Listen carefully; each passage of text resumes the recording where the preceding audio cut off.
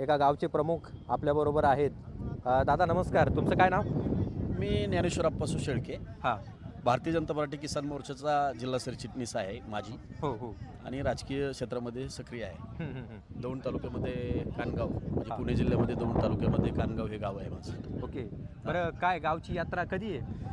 14 April आणि 15 एप्रिलला प्रामुख्याने आमची यात्रा आहे. हां. म्हणजे पहिल्या दिवशी छबिण्याचा कार्यक्रम असतो, हां. दुसऱ्या दिवशी हाजिऱ्यांचा कार्यक्रम असतो, हां. पहिल्या दिवशी लोकनाट्य तमाशा मंडळाचा कार्यक्रम आणि हाजिरीचा कार्यक्रम झाल्याच्या नंतर दुसऱ्या दिवशी संध्याकाळी परत लोकनाट्य तमाशा मंडळाचा कार्यक्रम असतो. बरं, मग मला सांगा, आता तुम्ही एवढ्या लांबून येता, दरवर्षी गुढीपाडव्याला येता का बुकिंग करण्यासाठी? दर चैत्र शुक्ल प्रतिपदेचा जो मुहूर्त आहे हां. तो 3.5 मुहूर्तापैकी एक मुहूर्त हा समजला जातो. बरोबर. महाराष्ट्रासह हां. तामिळनाडू, आंध्र प्रदेश या 3 राज्यामध्ये प्रामुख्याने हा सण साजरा केला जात असताना हिंदू संस्कृतीमध्ये हिंदू नववर्ष म्हणून या सणाला अतिशय महत्त्व हां. आहे. या सगळ्या गोष्टीचा विचार करून गावगाड्यामध्ये काबाड कष्ट करणारा माझा जो शेतकरी वर्ग आहे, हां. ग्रामस्थ आहेत, ते पाडव्याच्या मुहूर्तावरती ग्रामदैवताला या ठिकाणी साकडं घालण्यासाठी येतात की पुढची जी सुगीचं पीक आहे ते तर बरोबर. चांगलं यावंच. त्याच्यावरतीच हा तमाशा लोकनाट्य तमाशा मंडळाच्या कलावंतांना जो सिधा द्यावा लागतो किंवा पूर्वी ही जी संकल्पना आहे लोकनाट्य तमाशा मंडळाची ती पूर्वी या ठिकाणी म्हणजे ज्या काय देवघेऊच्या वस्तू आहेत त्याच्यावरती चालायची. त्याचं रूपांतर नंतर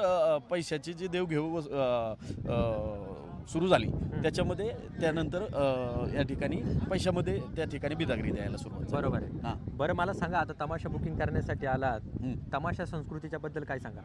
तमाशा संस्कृतीच्या संदर्भात मी एवढंच सांगेन की तमाशा ही लोककला आहे, हां. ती जिवंत राहिली पाहिजे बरोबर. आणि ती जिवंत राहण्यासाठी सरकारने दायित्वाची भूमिका घेतली पाहिजे.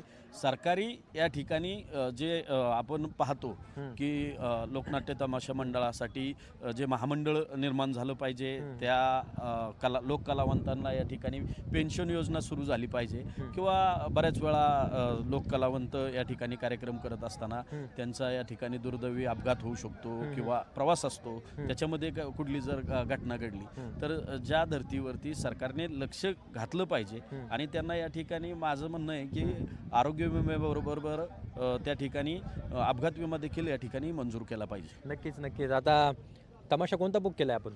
आम्ही मंगला बनसोडे यांचा लोकनाट्य तमाशा मंडळाचा कार्यक्रम बुक केला आहे आणि या ठिकाणी आपण पाहताय संध्या माने सोलापूरकर सह रोहन माने सोलापूरकर ह्या तमाशासाठी आमचा ट्राय चालू आहे. हां. वास्तविकपणे आम्ही विठाबाई भाऊ मांगचा तमाशा आम्हाला हवा होता, परंतु आज मोठा मुहूर्त आहे आणि त्या ठिकाणी आम्ही गेलो तर तारीख बुक झालेली होती. कोट्यवधी दरवर्षी रुपये- कोणता असतो तमाशा? दरवर्षी आमचा अंजली नाशिककरचा असायचं, पण यंदा ते तमाशा मला दिसत नाही. वाईट वाटतं की एखादा तमाशाचा फड बंद पडल्याच्या नंतर म्हणजे लोकांमध्ये त्यांनी सातत्य ठेवलेलं आहे, परंतु अचानकपणे जर तमाशाचे फड बंद पडत असतील. वास्तविकपणे 2022 मध्ये कोरोनाची परिस्थिती होती, त्यावेळेस आमच्याकडे जे तमाशे बुक झालेले होते ना त्यांच्याकडे बिदागरी आम्ही दिल्या.